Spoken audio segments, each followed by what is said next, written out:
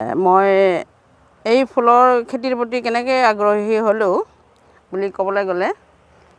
actually আমি গুৱাহাটীখন আমাৰ খুব ওচৰত আমাৰ গুৱাহাটীৰ ওচৰতে ফাঁচী বজাৰত ফুলৰ এখন মাৰ্কেট আছে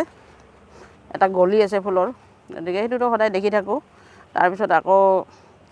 এই আমাৰ কাহিকুছি এগ্ৰিকালচাৰ ইউনিভাৰ্চিটিৰ ডক্টৰ সুনীল বৰা ছাৰ ফ্লৰিকালচাৰৰ হেড ডক্টৰ সুনীল বৰা ছাৰে আমাক এটা ট্ৰেইনিং দিয়াইছিলে কাহিকুছিত ট্ৰেইনিং দিয়াইছিলে আৰু আমাক ফুলৰ খেতি কৰিবলৈ পুলি যোগান ধৰিছিলে তাৰপিছত আমি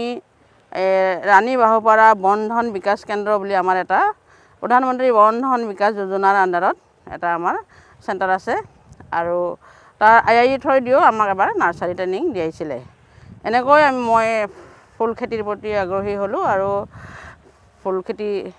কৰিবলৈ ল'লোঁ